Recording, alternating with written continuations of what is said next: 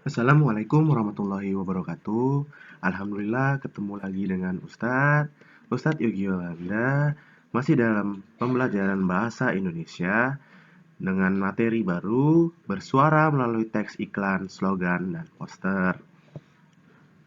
Semoga pembelajaran kali ini bisa bermanfaat dan bisa menambah wawasan kalian. Tapi sebelum lanjut ke dalam materi pembelajaran, ada baiknya kita mengucapkan bismillah terlebih dahulu. Bismillahirrahmanirrahim. Nah, kali ini kita akan belajar bagaimana sih cara mengidentifikasi informasi teks iklan, slogan, ataupun poster. Untuk yang pertama, Ustadz akan memberikan sebuah contoh dari teks iklan, slogan, dan poster. Nah, ini yang pertama yang Ustadz buat ini adalah sekolahku hijau, sekolahku sehat, jagalah kebersihan, kebersihan pangkal sehat. Nah, ini adalah sebuah contoh slogan yang dibuat oleh sekolah ataupun anak murid, yang mana isi dari slogan tersebut adalah menyerukan kepada seluruh orang yang ada di dalam sekolah, baik itu guru maupun murid, untuk selalu menjaga kebersihan, karena kebersihan adalah pangkal dari kesehatan. Selanjutnya, ini ada salah satu contoh iklan tentang minuman segar atau minuman orange Floridina. Nah, di sini juga dijelaskan bahwasannya minuman tersebut adalah minuman nomor satu di dunia. Nah, yang terakhir ini adalah salah satu contoh poster.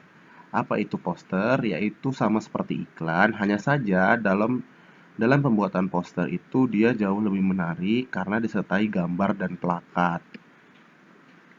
Dari sini semua timbul pertanyaan, apa sih sebenarnya teks iklan, slogan, dan poster?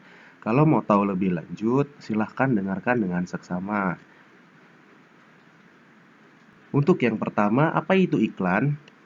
Nah, dari contoh tersebut, dari contoh minuman orange nomor satu di dunia ini, dapat kita tarik kesimpulan bahwa iklan adalah teks yang didesain untuk memengaruhi pembaca atau pendengar agar membeli produk yang ditawarkan atau melakukan sesuatu sesuai dengan keinginan pembuatan iklan.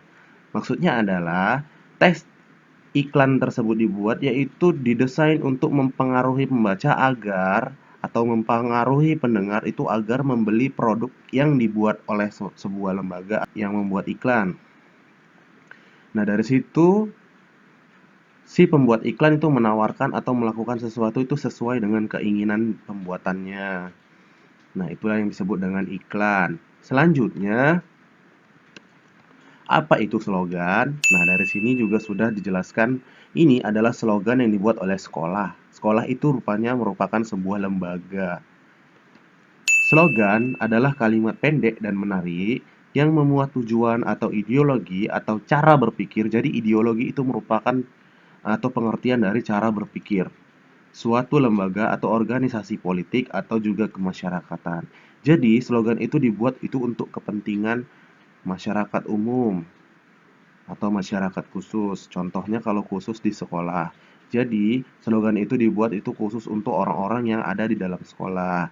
Seperti apa tadi yang udah saya jelasi bahwasannya seperti guru dan anak murid, tata usaha dan lain sebagainya. Selanjutnya,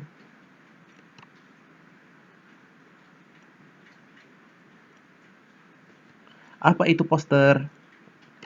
Nah, dari sini juga sudah dijelaskan bahwasannya penulis itu memberikan saran untuk pencegahan sebuah coronavirus biar tidak terdampak kepada kita.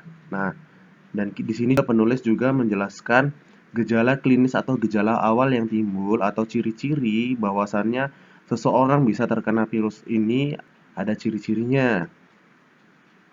Dari contoh tersebut dapat diambil pengertian bahwa poster adalah gambar atau plakat disertai dengan tulisan pendek yang isinya mempersuasi. Jadi mempersuasi itu artinya mengajak. Mengajak pembaca untuk membeli produk yang ditawarkan. Kalau itu berupa produk barang. Tapi kalau dia merupakan jasa, dia itu melakukan sesuatu sesuai dengan keinginan pembuat poster. Nah, ini yang Ustadz buat adalah salah satu contoh poster jasa. Kenapa? Karena dia di situ dengan senang hati memberikan arahan-arahan atau pencegahan-pencegahan supaya kita tidak tertular oleh coronavirus. Selanjutnya,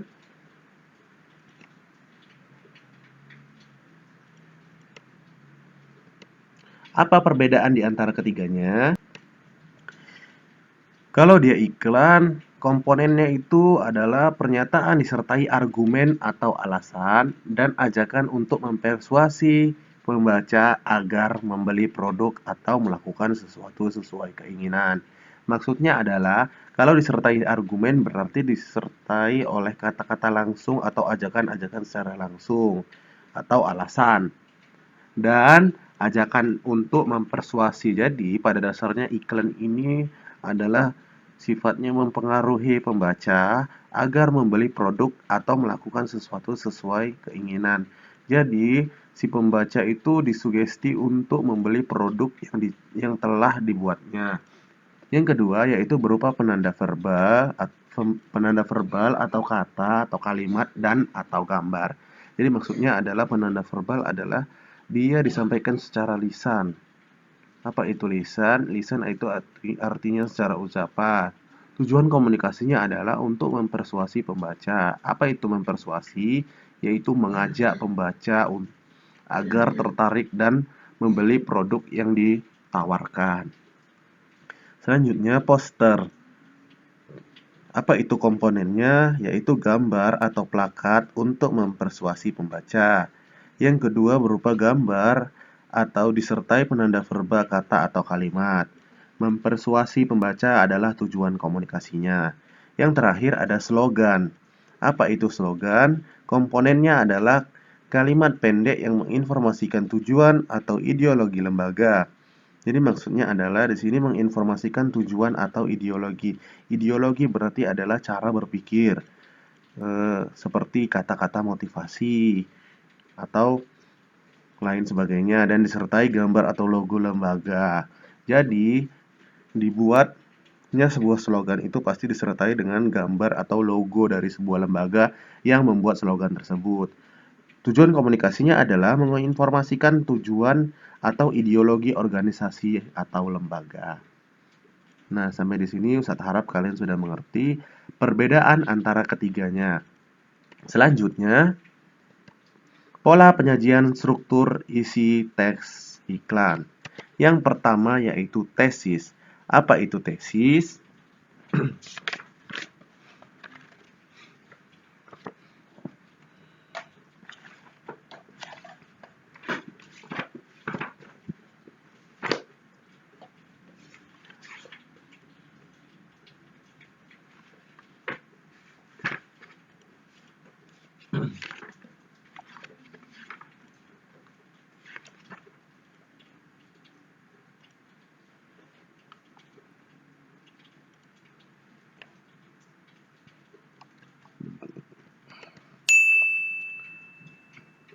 Tesis adalah kalimat pernyataan subjektif tentang produk yang ditawarkan atau perilaku yang disarankan.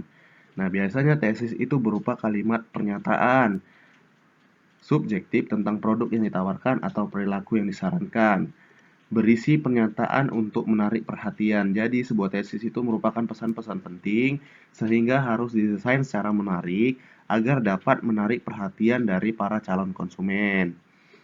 Yang kedua yaitu argumen. Argumen berisi tentang bukti-bukti atau alasan pendukung tesis agar pembaca atau pendengar terpengaruhi untuk membeli produk-produk yang ditawarkan atau melakukan sesuatu seperti yang diinginkan pembuat iklan. Yang terakhir adalah ajakan. Ajakan untuk membeli atau melakukan perilaku sesuai dengan yang diiklankan. Ajakan ini bersifat implisit atau eksplisit. Apa itu implisit? Implisit artinya adalah secara langsung, eksplisit adalah secara tidak langsung. Ciri bahasa dari teks iklan, poster, dan slogan. Yang pertama yaitu menggunakan kata sifat yang emotif dan bertenaga. Apa maksudnya? Kata sifat emotif dan bertenaga itu adalah jadi kata-kata yang sifatnya biasa diubah menjadi kata-kata yang sifatnya bertenaga, atau bisa kalau dalam bahasa sekarang dikatakan lebay. Yang kedua yaitu menggunakan kata pujian persuasif. Selanjutnya, menggunakan kalimat ajakan persuasif. Dan selanjutnya lagi, kalimat pujian dan ajakan yang dinyatakan secara langsung atau tidak langsung. Untuk yang pertama yaitu menggunakan kata sifat yang emotif dan bertenaga. Nah, kalau dalam kata sifat biasa itu ada kata enak. Kalau diubah menjadi kata sifat bertenaga, itu menjadi enak tadi berubah menjadi kata dahsyat, nikmat, luar biasa, dan lezat. Yang kedua yaitu indah. Itu merupakan kata sifat biasa. Kalau diubah menjadi kata sifat bertenaga, itu menjadi luar biasa, sensasional, menakjubkan, dahsyat, wow, mencengangkan, cantik, dan lain sebagainya. Selanjutnya, menggunakan kalimat pujian persuasif. Kalau kalimat pujian biasa yaitu makanan di warung kami sangat enak. Nah, itu kayaknya biasa saja. Kayaknya semua orang juga bisa seperti itu. Nah, jika diubah ke dalam kalimat pujian persuasif atau kalimat pujian yang sifatnya mengajak, yaitu makan puas, harga pas, kenikmatan yang kami sajikan tak terlupakan, dijamin pasti kembali. Kedahsyatan rasanya tak tertandingi.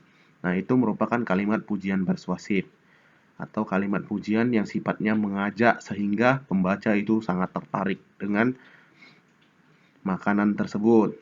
Selanjutnya, kalimat pujian biasa yang nomor 2 yaitu pemandangan Bromo sangat indah, cocok untuk tempat merayakan tahun baru bersama keluarga. Kalimat pujian persuasifnya adalah pemandangan Bromo yang menakjubkan akan membuat tahun baru Anda penuh kenangan. Yang ketiga yaitu produk kami sangat murah. Kalau diubah ke dalam kalimat pujian persuasif, produk kami super hemat, termurah dari yang paling murah. Nah, sampai di sini Ustadz harap kalian mengerti atau sudah paham tentang menggunakan kalimat pujian persuasif. Selanjutnya, menggunakan kalimat ajakan persuasif. Sama seperti kalimat pujian persuasif, kalimat ajakan persuasif yaitu kalimat ajakan yang bisa mempengaruhi pembaca agar tertarik dengan sesuatu yang disampaikan oleh penulis. Kalimat ajakan biasa, segera mencoba produk kami, segera datang ke counter kami. Kalau diubah menjadi kalimatan ajakan persuasif, tunggu apa lagi? Diskon 50% hanya untuk tanggal 17 sampai 18 Agustus. Buruan, persediaan terbatas. Untuk contoh kedua yaitu cobalah produk kami. Itu merupakan kalimat ajakan biasa. Biasa saja. Yang kedua, jika diubah menjadi kalimat ajakan persuasif, jangan hanya melihat, kini giliran Anda membuktikan khasiatnya. Saya sudah mencoba, giliran Anda yang harus membuktikan. Nah, itu kalau jika dia diubah menjadi kalimat ajakan persuasif. Selanjutnya, kalimat pujian dan ajakan yang dinyatakan secara langsung atau tidak langsung. Kalimat ajakan secara langsung itu disebut implisit. Apa itu? Yaitu contohnya yang pertama, ikutilah paket pesawat. Yaitu yang pertama contohnya, ikutilah paket wisata di Gunung Bromo. Yang kedua, matikanlah rokok Anda sekarang. Jadi maksudnya kalimat ajakan secara langsung, dia dinyatakan atau disampaikan secara langsung. Untuk yang pertama contohnya, ikutilah paket wisata di Gunung Bromo. Jadi penulis itu menyuruhkan atau mengajak pembaca untuk mengikuti paket wisata di Gunung Bromo. Nah, yang kalau contoh kedua, matikan rokok Anda sekarang. Jadi penulis itu mengajak pembaca untuk mematikan rokok Anda sekarang. Kalau dalam kalimat ajakan tidak langsung, contohnya, kami memproduksi dan menjual batik tulis Pamekasan dengan harga yang sangat terjangkau dan kualitas terbaik. Nah, di sini tidak ditemukan kalimat ajakan secara langsung, tapi di sini ada kalimat ajakan yang tersembunyi. Di mana? Jadi di sini si penulis membuat contoh tulisan ajakan secara tidak langsung di bagian menjual batik tulis Pamekasan dengan harga yang sangat terjangkau dan kualitas terbaik. Jadi, si penulis ini tujuannya menulis ajakan tidak langsung, kalimat ajakan tidak langsung adalah supaya membuat penulis menjadi penasaran bahwasannya apa memang benar penulis menjual batik tulis Pamekasan dengan harga yang sangat murah. Jadi di situ dia merupakan kalimat ajakan yang tidak langsung. Selanjutnya, analisislah isi yang terkandung dalam 3 contoh gambar tersebut. Maksudnya, Ustadz akan memberikan 3 contoh gambar. Yang pertama, teks 1, yaitu ekstrak kulit manggis terbaik. Yang kedua, ada bersama Stop HIV AIDS. Yang ketiga yaitu Gerakan Pramuka. Pramuka jiwa kami bukan gelar kami. Nah, penugasannya adalah tulis isi informasi yang berada di teks 1, teks 2, dan teks 3. Contohnya yang di teks 1 adalah isi informasinya menjual obat herbal mengenai ekstrak kulit manggis. Nah, cuman seperti itu aja. Gampang kan, Kak? Mudah kan, Bang? Jadi, untuk teks 2 dan teks 3 silahkan kerjakan di rumah. Sampai di sini dulu pembelajaran kita kali ini. Akan kita lanjutkan lagi minggu depan. Semoga kita semua dapat mengerti dan paham tentang pengertian teks iklan, slogan, dan poster. Begitupun juga dengan struktur isi dan ciri bahasanya. Lebih dan kurang Ustadz mohon maaf. Kepada Allah Ustadz mohon ampun. Billahi fisabilil haq, fastabiqul khairat. Assalamualaikum warahmatullahi wabarakatuh.